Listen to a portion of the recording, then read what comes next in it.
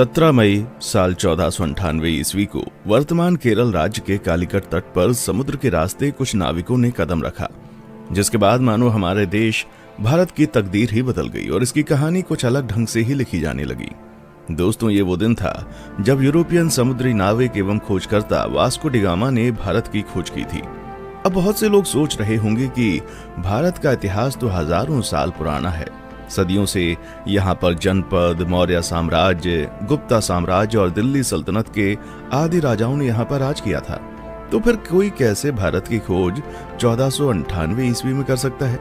तो दोस्तों, आपको बता दें, भारत में सदियों से जितने भी आक्रमणकारी जैसे सिकंदर, मंगोल आदि आते थे, तो वह हमेशा भारत को पश्चिमी एशिया से जोड़ने वाले मशहूर रास्ते खैबर दर्रा से होकर आते थे। लेकिन 17 मई 1498 को वास्को डी गामा ने समुद्र के रास्ते यूरोप से भारत के केरल राज्य के कालीकट तक पहुंचकर एक समुद्री रास्ता ढूंढ निकाला था, जिसे ही वास्तव में भारत की खोज माना जाता है।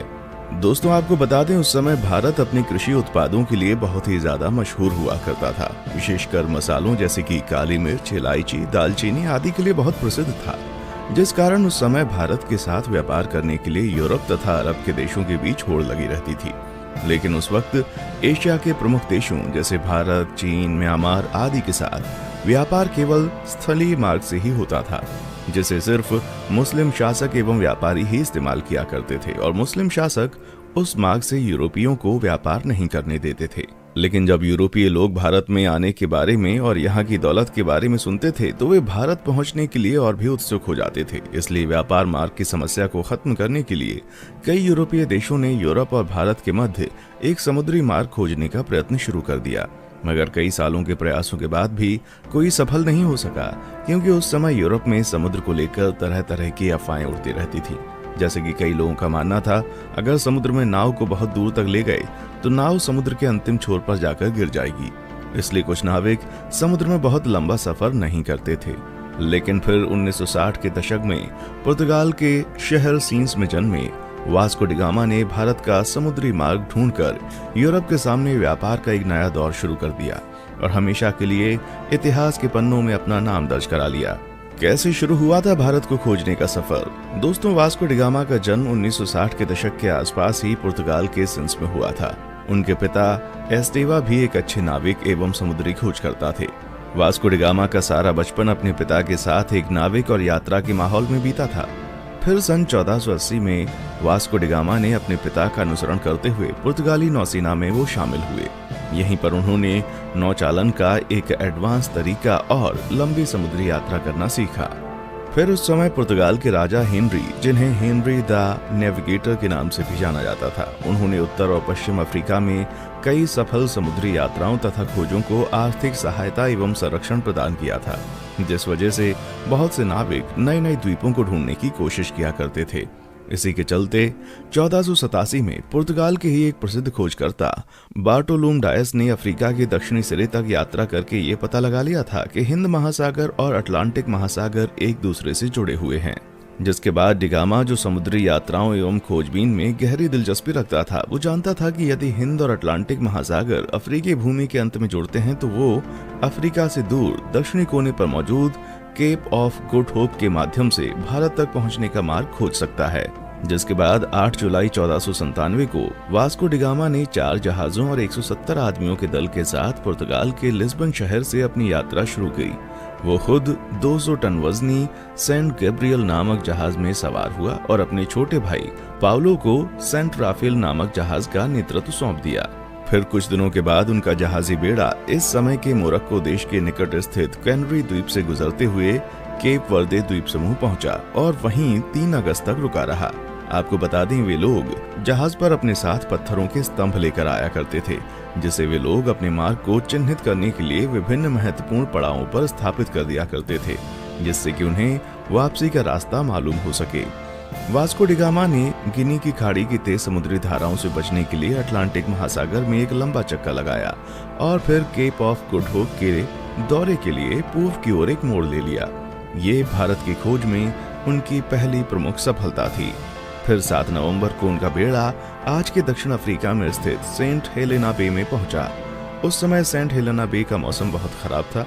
वहां बहुत तेज हवा और समुद्री लहरें चल रही थीं, जिस वजह से वास्को डिगामा का दल अगले 22 नवंबर तक आगे नहीं बढ़ सकता था।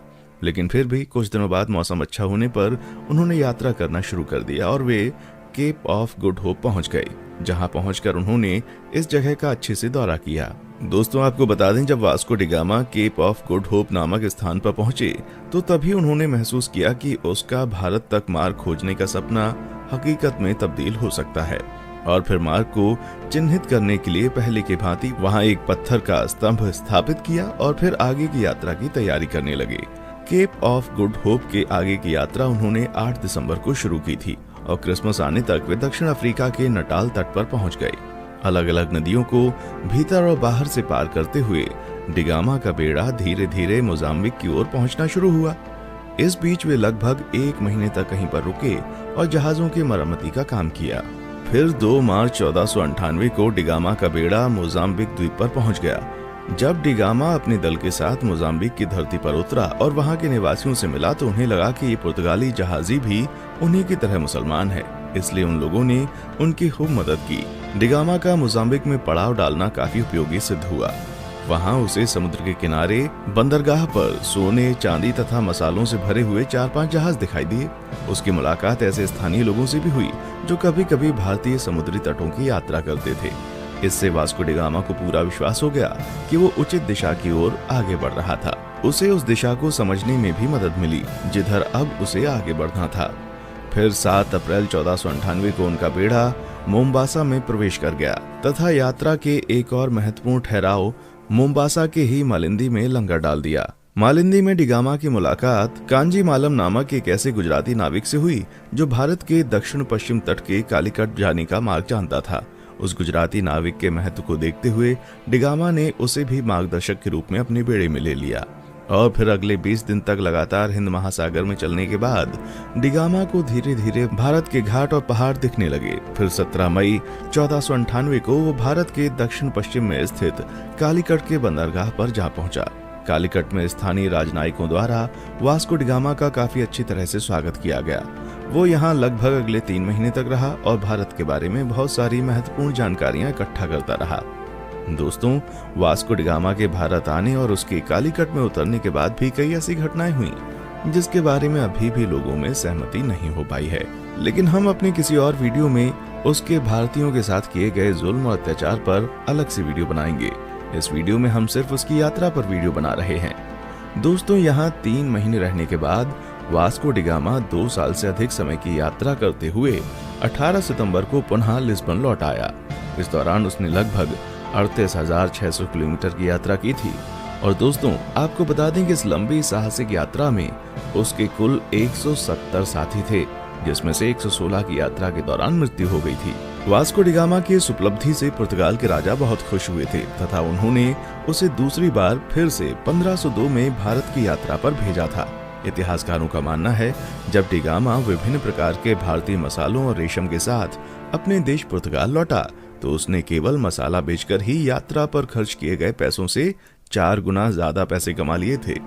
दोस्तों, फिर 1524 में वास्को डिगामा की मृत्यु कालीकट में ही तब हो गई जब वो अपनी तीसरी यात्रा पर भारत आया हुआ था और कई इतिहासकारों के मुताबिक उसकी मृत्यु का कारण मलेरिया था।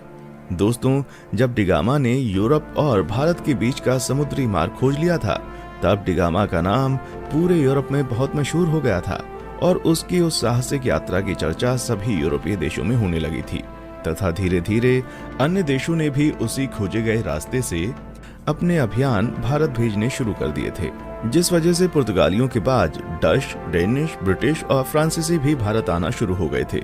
उसके बाद आगे के दशक में भारत में जो भी हुआ वो हम अच्छे से जानते हैं कि कैसे भारत इन यूरोपीय देशों की कॉलोनी बन गया। दोस्तों, आज के लिए बस इतना ही।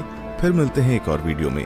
तब तक आप हमारे चैनल को लाइक, शेयर और सब्सक्राइब जरूर करें और आप किस टॉपिक पर वीडियो चाहते हैं नीचे कमेंट सेक्शन में आकर बताएं। देखने के लिए शुक्रिया।